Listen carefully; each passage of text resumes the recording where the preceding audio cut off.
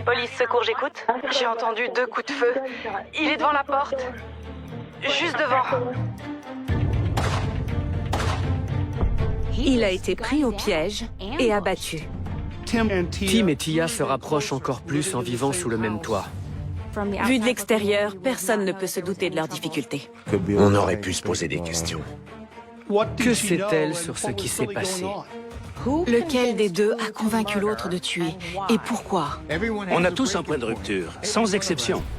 Je lui répète souvent, surveille tes arrières, ne baisse pas ta garde. Tout de suite, je réponds, c'est pas possible. Tout le monde s'enflamme, tout le monde.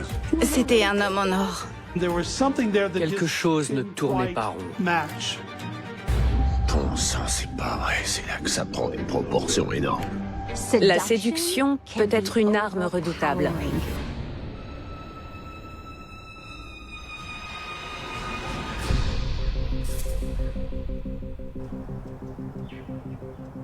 Buford est une petite ville située à une 50aine de kilomètres d'Atlanta. C'est une ville qui offre une grande diversité avec de belles maisons et où il fait bon vivre. Mais en 2017, la maison de la famille Young, à Buford, renferme de lourds secrets. George et Tia Young y vivent avec leurs 3 fils et une personne qui va mettre leur mariage à l'épreuve. George et Tia se sont rencontrés au lycée. Ça a tout de suite été le coup de foudre. Ils sont originaires de Caroline du Sud, mais leur déménagement en Géorgie leur a beaucoup apporté. George travaille dans le domaine de la sécurité et des technologies.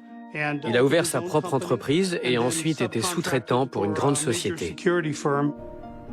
Les offres d'emploi dans le domaine de la technologie sont nombreuses en Géorgie. George et moi avons organisé un entretien et c'est ainsi que j'ai vu arriver devant moi cet homme de près de 2 mètres, très élégant et souriant. Le courant passe et je l'embauche dans la foulée. J'ai toujours pu compter sur George. Il sait tout faire. Il n'y a rien d'insurmontable pour lui. Rien de trop technique. Il travaille jusqu'au petit matin s'il le faut. Et il trouve une solution à tous les problèmes. C'est un grand travailleur. Mais il consacre toujours du temps à ses enfants et à leurs activités sportives. Tia travaille dans le milieu de la santé. C'est une bonne mère. Les garçons l'adorent. Et elle passe autant de temps que possible avec eux. Tia est perçue comme une mère et une épouse très aimante, attentionnée et dévouée.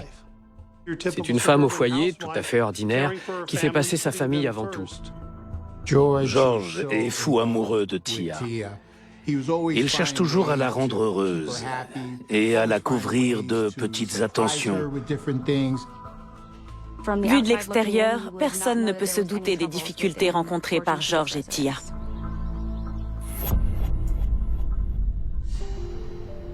Harvey Timothy Lee est entré dans la vie de George et Tia dès leur plus jeune âge. Ils ont grandi ensemble et ont gardé contact tout au long de leur enfance et de leur vie d'adulte. Tim est venu à Atlanta dans l'espoir d'une vie meilleure. Quand George le croise, il apprend qu'il dort dans un hôtel et qu'il est sans emploi. En bon ami qu'il est, il lui donne du travail. George est comme ça. Il ne laisse jamais tomber ses amis.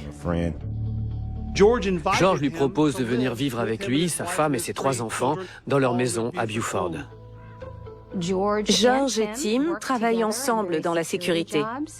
Et Tim commence à participer aux dépenses du foyer, bien que dans une moindre mesure. Je constate très vite que Tim n'a pas les compétences requises et qu'il est loin d'être aussi efficace que George dans son travail. Mais George prend toujours sa défense. George considère Tim comme son frère. C'est dire à quel point Tim est bien intégré dans sa famille. George fait preuve d'une grande générosité, mais accueillir quelqu'un qui ne possède rien dans une famille épanouie peut avoir des conséquences. La jalousie fait souvent des ravages. Tim, n'ayant rien accompli de toute sa vie, débarque dans celle de George et voit tout ce qu'il a. Une belle maison, une famille, sa propre entreprise, du succès. et il commence à l'envier. En 2016 et au début de l'année 2017, les Young mènent une vie confortable. Ils ont 2 revenus et leurs enfants sont dans de bonnes écoles. Mais fin 2017, Tia perd son poste d'aide-soignante. Avec ce salaire en moins, George est désormais le seul à pouvoir subvenir aux besoins de sa famille. George me dit, je vais tout mettre en œuvre pour combler ce manque. Donne-moi autant de travail que possible. Il arrive que George sorte de chez lui à 7 heures du matin et ne rentre pas avant 1 heure du matin. Il assure aussi la sécurité la nuit, lors d'événements organisés pour des rappeurs ou des personnalités d'Atlanta. On s'attendrait à ce que les autres membres du foyer apportent leur pierre à l'édifice pour éviter à George une telle charge de travail. Sa femme pourrait trouver un emploi à temps partiel. Je suis stupéfait par sa persévérance. Je me serais attendu à ce qu'il craque à tout moment. Les problèmes d'argent peuvent mettre à mal tous les couples. George peut reprocher à Tia de ne pas faire sa part. Tia, quant à elle, peut reprocher à George d'être trop souvent absent. Elle peut aussi avoir des réserves sur le travail qu'il faisait. Tia fait part de son inquiétude à ses proches quant aux risques encourus par George envers sa famille et lui-même, en travaillant pour des clients influents et dont on ne connaît pas les motivations ni les fréquentations. Je me suis fait du souci pour George quand j'ai su en quoi son travail consistait.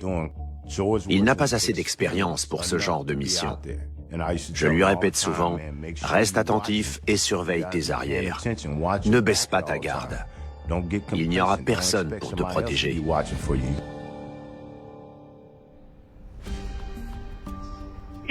À la fin de l'année 2017, George fait beaucoup d'heures de travail et est rarement chez lui la nuit.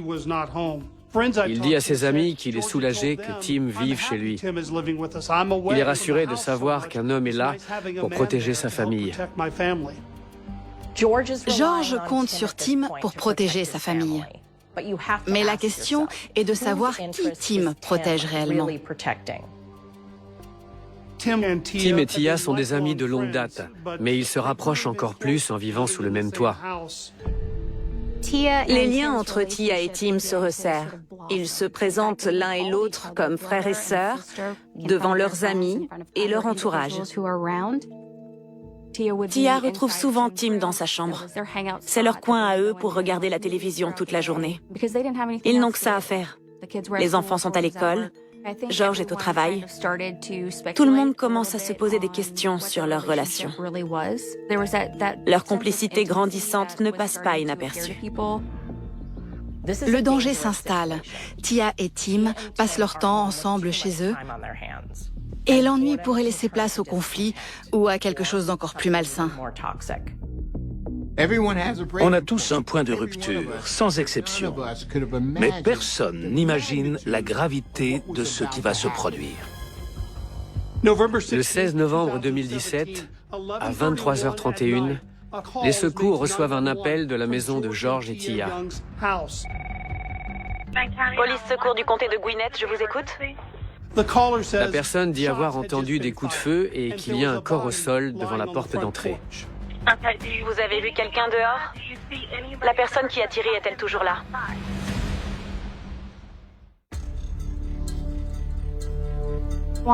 Le 16 novembre 2017, les secours reçoivent un appel à 23h31 et cet appel vient de Tia Young. Que s'est-il passé? J'ai entendu des coups de feu. Je dormais dans ma chambre. Mes enfants dorment aussi. Et je crois avoir entendu 2 coups de feu. Pendant l'appel, l'opératrice entend un homme qui commence à parler à Tia. Très bien. Vous voyez quelqu'un dehors? J'ai peur d'aller vérifier. Mon frère vit chez moi. Et il est descendu voir à l'extérieur. Mais il n'est pas encore revenu. Envoyez une ambulance, s'il vous plaît. Mon frère dit que mon mari a été touché. C'est mon mari. Le frère dont elle parle, c'est Tim Lee. Et la personne allongée au sol qui se vide de son sang, c'est son meilleur ami, George. Où est-ce qu'il est, Tim? Dans le jardin? Devant la porte d'entrée. Il est devant la porte d'entrée. Juste devant. D'accord. Où a-t-il été touché? Je ne sais pas. Je vais vous demander de sortir et de regarder où il a été touché. J'ai trop peur d'aller regarder. Les secours demandent si quelqu'un a essayé de réanimer la victime. Non. Madame, écoutez-moi. Oui. Respirez profondément. Est-ce que vous ou votre frère savez réaliser un massage cardiaque? Je sais pas comment faire. D'accord. Passez-moi votre frère.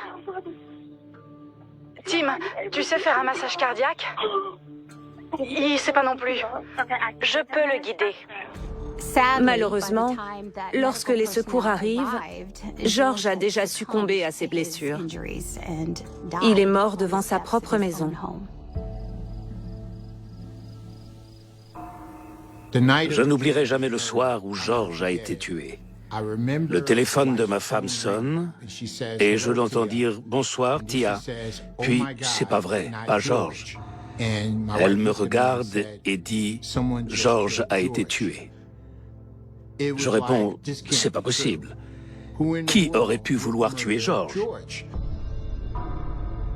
Je réunis mon équipe pour leur faire part de la mauvaise nouvelle et là, tout le monde s'enflamme. Tout le monde. On a tous du mal à y croire. Pas George. Pas George. On peut faire une pause là, s'il vous plaît. Bien sûr. Merci.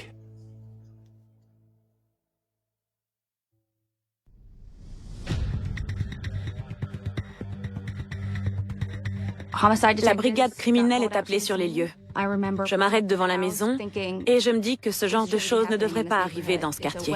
C'est un coin tranquille.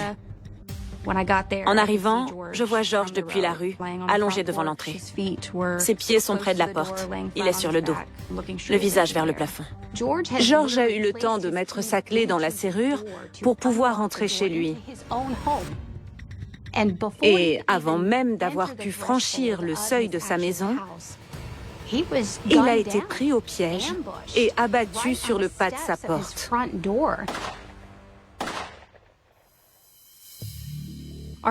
Notre enquête sur les lieux et nos observations du corps de George avant l'autopsie révèlent qu'il a reçu 2 balles, l'une dans la poitrine et l'autre en bas du visage. Lorsque la police et les experts inspectent les lieux et fouillent la maison, ils ne trouvent qu'une douille près du corps. Ils supposent alors que le tireur ou les tireurs en ont ramassé au moins une autre.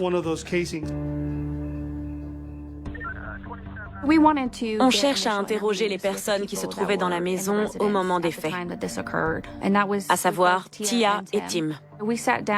On commence par prendre Tim à part sur place. Dites-nous ce qui s'est passé. J'étais en train de travailler sur mon ordinateur et j'ai entendu un coup de feu qui semblait assez proche. Quelques secondes plus tard, j'en ai entendu un deuxième lui aussi assez proche. À quel moment êtes-vous sorti? Ma première réaction a été de me lever et de monter chercher mon pistolet dans ma chambre. Je suis redescendu, j'ai regardé dehors et j'en croyais pas mes yeux, c'était George. Tia dit à la police qu'elle dormait dans sa chambre, à l'étage. Qu'est-ce qui vous a alerté? J'ai entendu 2 gros bruits. On aurait dit des coups de feu. J'ai du mal à faire la différence avec les pétards. Mais en pleine nuit, ça pouvait pas être ça. Alors j'ai crié « T'as entendu ça ?» Il a dit « Oui, on aurait dit des coups de feu. » Et j'ai répondu « Oui. » Tia et Tim doivent être dans tous leurs états. Un mari et un ami a été tué devant chez eux, là où leur famille devrait se sentir en sécurité. Je parcours la maison une première fois, j'ouvre la porte de la chambre des enfants et je les vois dormir paisiblement.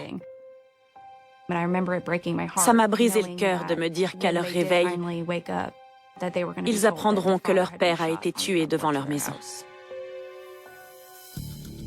Les enquêteurs se réunissent et essaient de déterminer dans quelles circonstances George a pu être tué.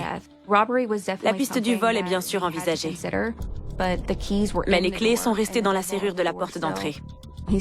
George a toujours les clés de sa voiture. Son téléphone est toujours sur lui. Un voleur aurait tout pris. Il ne peut pas s'agir d'un vol. Au cours de chaque enquête pour homicide, on fait un tour d'horizon complet du quartier. On envoie des agents en uniforme frapper aux portes pour demander aux voisins s'ils ont vu quoi que ce soit.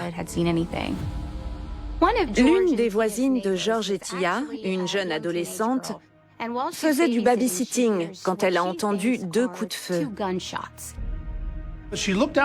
Elle regarde par la fenêtre et d'après ce qu'elle a dit à la police, elle voit un homme qu'elle aurait du mal à décrire puisqu'il fait nuit. Mais il est accroupi et cherche presque à ramper sous la voiture de George qui est garée dans l'allée. Elle raconte qu'il s'est glissé sous la voiture comme pour chercher quelque chose. Cette nuit-là, George avait assuré la sécurité d'un rappeur très connu dans un centre commercial. On a donc voulu en savoir plus. On demande à avoir accès à la vidéosurveillance de l'événement et on interroge les collègues de George pour savoir s'il n'y avait pas eu d'altercation dans le cadre de son travail et si quelqu'un aurait pu le suivre. C'est un métier où un incident est vite arrivé. Il faut étudier toutes les pistes. Tout est possible. Tia me demande ce qui s'est passé lors de l'événement et je lui réponds « Rien, George allait bien.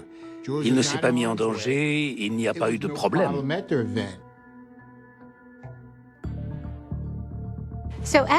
Comme souvent dans ce genre d'enquête, la police consulte les relevés téléphoniques des personnes impliquées, et notamment ceux de la victime. Grâce au relevé téléphonique de George, la police découvre des appels avec un numéro de téléphone en particulier, non seulement dans les moments précédant sa mort, mais aussi avant. La police vérifie à qui appartient ce numéro et remonte jusqu'à une collègue de travail de George. George est un homme séduisant qui semble capter l'attention des femmes. Les 2 motifs de meurtre les plus courants sont l'argent et l'amour. La police commence à se demander si la jalousie d'une autre femme n'a pas entraîné la mort de George.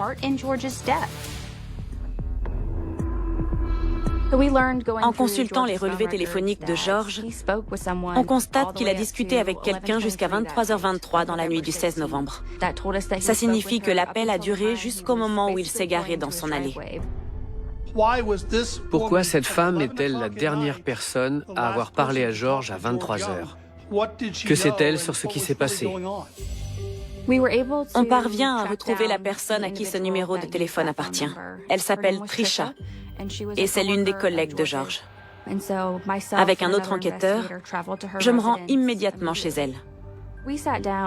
On voit tout de suite qu'elle est bouleversée à la minute où on frappe à la porte. Elle a beaucoup pleuré depuis qu'elle a appris le décès de George. Parlez-moi de votre relation avec lui. On travaillait ensemble depuis 6 ans. D'accord. Vous vous entendiez bien? Il n'y a pas eu de conflit? Avec George? Oui. Ça se passait très bien. Il n'y a jamais eu de problème. D'accord. On veut qu'elle nous dise ce dont elle se souvient de son appel avec George. De quoi est-ce que vous parliez? De l'événement où il a travaillé. Il voulait aller manger quelque part et a proposé aux autres de venir. Mais ils avaient d'autres choses de prévues. Donc il y est allé seul. On a eu accès à la vidéosurveillance du restaurant où George est allé. Mais il n'y a absolument rien qui puisse faire avancer l'affaire. Trisha fournit aux forces de l'ordre des informations très pertinentes sur une toute autre facette de la relation entre George et Tia. Il m'avait dit que tout allait très bien entre eux. Mais il a dû se passer quelque chose. Peut-être au cours de ces 2 derniers mois. Parce que j'ai remarqué un changement chez George. Il m'a dit qu'il rencontrait des difficultés et que Tia voulait partir et mettre fin à leur relation. Ces informations soulèvent des inquiétudes, parce qu'on pensait qu'ils formaient un couple heureux.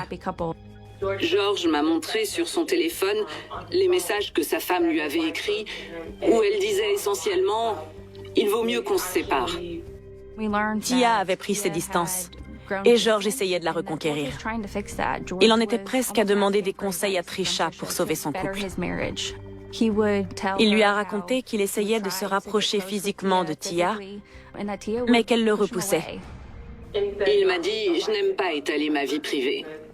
Mais elle m'a dit qu'elle m'aimait beaucoup, mais qu'elle n'avait plus de sentiments. Quelle était la cause de leur conflit? Peut-être que Tim était jaloux de George et qu'il voulait tout ce que son ami avait, y compris Tia. Et Trisha, elle essayait peut-être de réconforter George face à ses difficultés. Est-ce qu'il voyait quelqu'un? Je lui ai demandé s'il trompait sa femme, mais il m'a dit « Non, je ne ferai jamais ça ». Il aurait pu avoir l'occasion de le faire, mais il ne l'a jamais fait. On cherche évidemment à savoir s'il y avait plus que de l'amitié entre eux. Je sais qu'ils étaient proches, mais elle était mariée. C'est vrai qu'à première vue, on aurait pu se poser des questions. Il venait vous rendre visite à Douglasville? Oui. Vous alliez au cinéma? Oui, on y allait souvent. George était passionné de cinéma. Tia était au courant? Je ne sais pas. J'ai demandé à George si Tia savait qu'on se voyait. Et il m'a répondu, s'il le fallait, je lui dirais, je n'ai rien à cacher. Très bien. Ces relevés bancaires montrent des transactions à Douglasville où il ne connaît que vous. Ce qui nous amène à nous interroger sur vos relations. George travaillait parfois ici, alors il lui arrivait de m'envoyer un message pour me dire qu'il était dans le coin. Il n'y avait donc pas de jeu de séduction, mais vous vous entendiez bien. Oui, on était très proches. Tia se rapproche de Tim et George se tourne vers Trisha. On a là un cocktail explosif, de la rancœur, de l'attirance et de la jalousie. Quels étaient les liens entre toutes ces personnes? Et quelqu'un a-t-il pu vouloir les briser? Trisha insiste sur le fait qu'il n'y a eu aucune relation romantique ni physique et qu'ils étaient simplement amis. D'accord. Votre relation avec lui n'a jamais été romantique. Il n'y a jamais eu d'histoire d'amour. On était de très bons amis, rien de plus. On n'a trouvé aucune pièce à conviction qui laisserait penser qu'il y avait plus que de l'amitié. Personnellement, ça ne m'a pas interpellé. Je savais comment George fonctionnait. Je n'avais aucun doute sur la personne qu'il était. C'était George Young. En 2017, je couvrais la zone du comté de Gwinnett pour la chaîne WSB TV. Peu après le drame, Tia et sa famille nous contactent pour nous accorder une interview. Je n'ai jamais rien vécu d'aussi dur. Tia raconte qu'elle dormait vers minuit quand elle a entendu 2 coups de feu. Son frère est sorti. Il me demande d'appeler les secours et je dis « Quelqu'un a été touché ?» Il dit « Oui ». Donc je dis « Qui ?» Et il répond « George ». L'émotion est palpable. Tia fond en larmes à plusieurs reprises et raconte que son mari était tellement gentil qu'il était en bons termes avec tout le monde et que c'était un grand travailleur. C'était un homme en or. Tout le monde l'adorait. La famille a tout l'air d'être dévastée par ce qui s'est passé. Le lendemain, on convoque Tia et Tim pour une audition au commissariat du comté de Gwinnett afin d'obtenir des précisions sur ce qui s'est passé et sur ce qui a pu arriver à George, selon eux. Il y a une question que la police pose d'entrée de jeu. Pourquoi vivre ensemble et vous présenter comme frères et sœurs alors que vous n'avez aucun lien de parenté? Il était évident que la police allait interroger Tim et Tia sur leur relation. Mais il n'est pas inconcevable que 2 amis d'enfance vivent ensemble et entretiennent une relation platonique. Comme vous l'avez dit, ce n'est pas vraiment votre frère. Non. Il n'y a aucun lien de parenté? Non. C'est un ami proche que vous considérez... Oui, je l'ai toujours considéré comme mon frère et George aussi le considérait comme son frère. Tim et Tia ont été clairs avec la police. Ils sont tellement proches qu'il ne pourrait jamais rien se passer entre eux. Il n'y a pas plus que de l'amitié? Oh non, pas du tout. On se connaît depuis bien trop longtemps. La police interroge ensuite Tim au sujet de la voisine qui a vu un homme ramper sous la voiture à la recherche de quelque chose. C'est alors que Tim avoue « Oui, c'était moi ». Il explique que George lui aurait dit qu'il commençait à se sentir en danger. Avec l'accord de George, Tim aurait donc acheté un traceur GPS et l'aurait placé sous le pare-choc arrière de sa voiture. Qu'étiez-vous en train de faire? Je voulais le retirer. Pourquoi le retirer à ce moment-là? Il m'a demandé de le faire s'il lui arrivait quelque chose. Il m'a dit « Je ne veux pas que ma famille soit au courant de ce qui se passe. » Quand la police lui demande pourquoi il s'inquiétait pour George, Tim lâche une bombe. Je ne sais pas qui en avait après George, mais il se sentait menacé. Alors, il m'a donné de l'argent pour lui acheter un traceur. C'est à ce moment-là que Tim respire un bon coup et dit « Vous êtes prêt à entendre la vérité ?» Bon sang. Bon sang, c'est pas vrai. C'est là que ça prend des proportions énormes. Tim explique que George n'est pas l'homme qu'on a appris à connaître au cours de l'enquête. George travaillait pour un certain... qui vendait des armes en provenance de Floride. Il voulait arrêter. Alors ils l'ont menacé. On demande à Tim pourquoi il n'en a parlé à personne. Je ne voulais pas que cette histoire se sache, parce que ça aurait eu des conséquences sur sa famille. Et les gens se seraient fait de fausses idées sur ce qui s'est réellement passé. Alors que George faisait tout pour s'en sortir. Tim explique à la police qu'il a gardé tous ses secrets pour protéger la réputation de George auprès de son entourage, pour que sa famille et ses proches gardent une bonne image de lui. Est-ce qu'on a autre chose à savoir? Votre meilleur ami s'est fait tuer devant chez vous et vous nous avez caché tout ça? Mais... Vous savez quelle impression ça donne? Ouais. Je vais vous demander d'être honnête. Inutile de mentir parce que, croyez-moi, on finira par connaître la vérité. Tim ne s'est pas rendu service en racontant tout ça. La police, au lieu de chercher à en savoir plus sur le trafiquant d'armes, se concentre encore plus sur lui. Au cours de l'enquête initiale, on obtient un mandat pour fouiller le domicile de Tia et George. On trouve alors une arme à feu dans la chambre de Tim, ainsi qu'un fusil dans sa voiture. La douille qui était sur les lieux du crime correspond à un Smith & Wesson de calibre 40. Mais l'arme n'a pas été retrouvée. Il nous manque donc l'arme du crime. Mais lorsque Tim nous parle du traceur, on obtient un second mandat.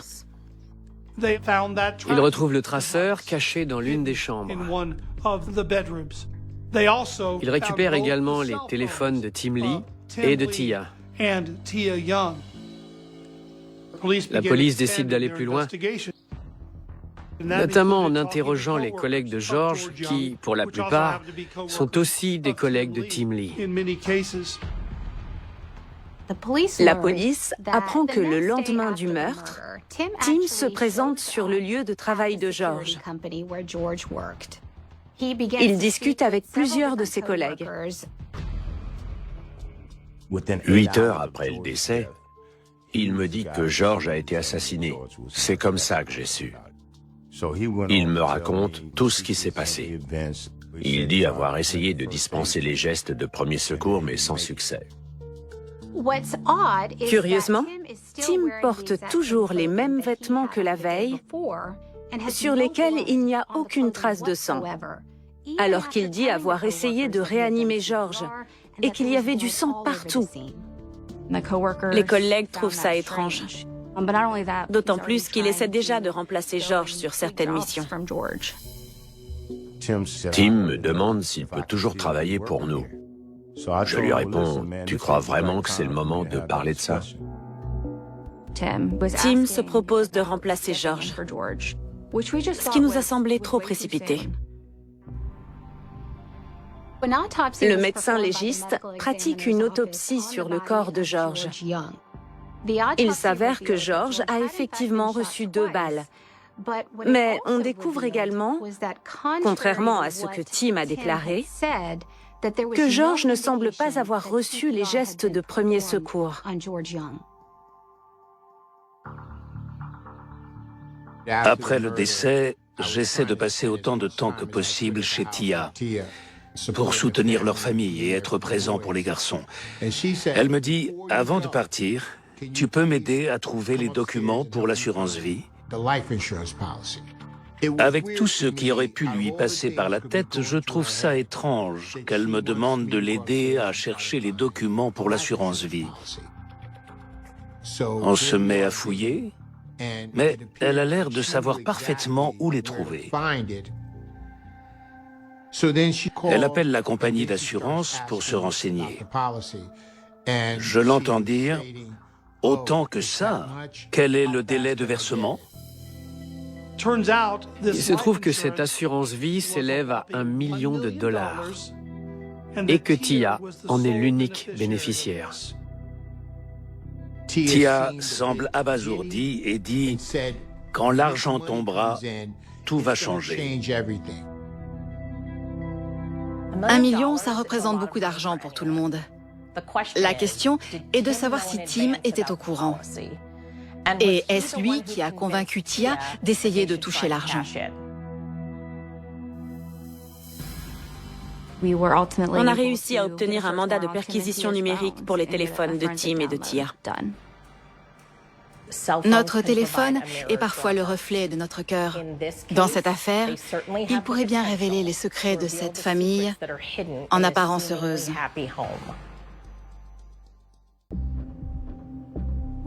Lorsque les résultats des perquisitions numériques tombent, les enquêteurs découvrent que leurs doutes sur la relation entre Tia et Tim étaient fondés. On constate très vite que tout ce qu'ils nous ont dit était faux et qu'ils entretenaient une relation intime. Il était évident qu'ils avaient une liaison. Ils parlaient de leur moment à deux, de ce que l'un aimerait faire à l'autre. Ils ont voulu brouiller les pistes en supprimant les messages. Mais on a passé des heures à creuser jusqu'à découvrir qu'ils avaient une relation d'ordre sexuel depuis un certain temps. La police soupçonne Tim d'avoir voulu traquer George pour ne pas qu'il rentre à la maison quand Tia et lui étaient ensemble au lit. Avec le recul, leurs proches se rappellent avoir vu des choses suspectes. Les fils et les amis qui venaient chez eux affirment que Tia passait du temps dans la chambre de Tim, la porte fermée. On imagine bien ce qui s'est passé. Tia en voulait à George d'être toujours absent. Elle s'est peut-être rapprochée de Tim pour oublier son mari. Ou alors Tim, voyant que son meilleur ami menait une vie de rêve, a peut-être séduit Tia pour se venger de George. La perquisition nous permet d'éclaircir la relation entre Tim et Tia. Mais en creusant davantage, on découvre aussi d'autres preuves alarmantes dans leur téléphone. En regardant l'historique de recherche de Tim, la police tombe sur quelque chose de très intéressant. Il semble que Tim ait recherché des informations depuis son téléphone sur une autre affaire de meurtre qui s'est déroulée dans le comté de Gwinnett. Dans cette affaire, l'accusé a plaidé coupable. Ce qui est particulièrement étonnant, c'est que la police était sur place, en train d'enquêter sur le meurtre de George, au moment où Tim a effectué cette recherche. C'est assez curieux, et ça nous pousse à nous demander si Tim n'était pas en train de se préparer, ou peut-être même de trouver une stratégie à adopter face à la police. Sur le téléphone de Tia, la police trouve une image d'une voyante qui dit à une femme que son mari va connaître une mort violente. Et la femme répond « Est-ce que je serai reconnue coupable ?» Ça signifie qu'elle savait ce qui allait se passer, ce qui pour nous est très alarmant. En examinant le téléphone de Tim, on consulte son historique de recherche et on remarque que dans les semaines qui ont précédé la mort de George, il s'est renseigné sur différents types de poisons et de venins. Tim a d'abord cherché un mamba noir, c'est-à-dire le serpent le plus venimeux qui existe au monde. Puis, il a cherché des araignées venimeuses. Ils avaient donc l'intention de mettre un serpent ou une araignée, voire les deux à la fois, dans la voiture de George. C'était des semaines avant la mort de George. Donc non seulement c'est alarmant, mais ça montre que l'acte était largement prémédité et que Tim a passé du temps sur son téléphone à chercher comment tuer quelqu'un. La police présume donc qu'ils se sont finalement résolus à le tuer à l'arme à feu, tout simplement. Après avoir trouvé ces preuves sur les téléphones de Tim et de Tia, il fallait absolument qu'on les interroge à nouveau. Je vais d'abord voir Tim, puis je reviens vers vous. D'accord. Ce jour-là, on échange longuement avec Tia sur toute l'affaire. Et à la fin de l'audition, on lui présente les preuves qu'on a trouvées sur sa relation avec Tim. J'ai eu accès à l'historique de son téléphone. Et j'ai trouvé des échanges où il est question de relations sexuelles entre vous et lui. Vous vous en souvenez? Oui. On a imprimé une copie de ces échanges. On l'a mise sous les yeux de Tia et on l'a laissé lire ses messages à caractère sexuel. Elle a fini par admettre les faits. Oui, j'admets, et je m'excuse d'avoir menti. Je ne suis pas fière de ce que j'ai fait. Les relations sexuelles, la tromperie, j'ai vraiment honte. Vous n'imaginez pas à quel point j'ai honte. Elle maintient que ça n'a rien à voir avec le meurtre, que ce n'est pas ce qui a causé la mort de George. En interrogeant Tim, on lui présente les preuves qu'on a trouvées dans son téléphone, notamment celles qui concernent sa relation avec Tia. Tim demande alors à parler à son avocat et refuse de dire un mot de plus. Je souhaite exercer mon droit au silence. Et j'aimerais contacter mon propre avocat. Quoi qu'il fasse, il est coincé.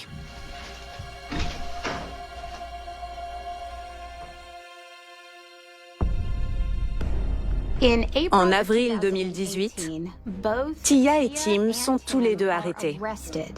Ils sont accusés de meurtre avec préméditation et de meurtre concomitant d'un crime avec coups et blessures. Ils plaident tous les deux non coupables. Et le juge leur refuse la liberté sous caution. La police a prouvé qu'ils étaient amants, mais ça ne fait pas d'eux des meurtriers. Qui a voulu se débarrasser du troisième membre de leur triangle amoureux? Le procès de Tim et de Tia commence en mars 2019.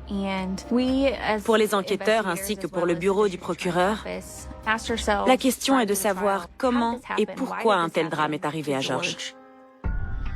Tia était de moins en moins heureuse dans son couple. Et quand Tim est arrivé, c'était l'occasion rêvée pour elle de se débarrasser de son mari. Je pense que Tia a profité de Tim, qui était prêt à tout pour elle. À mon avis, c'est elle qui a convaincu Tim de tirer sur George, son mari. Elle était au courant pour l'assurance vie, et elle avait des sentiments pour Tim. Elle a dû faire de fausses promesses à Tim en lui faisant croire qu'il prendrait la place de George. J'ai suffisamment côtoyé Tia pour savoir quel genre de personne elle est. Mais je sais aussi que Tim n'est pas assez futé pour mettre tout ça au point. C'est forcément Tia, le cerveau de l'opération. Pendant le procès, l'un des fils de Tia et de George déclare qu'il lui arrive parfois de prendre des somnifères pour réussir à s'endormir.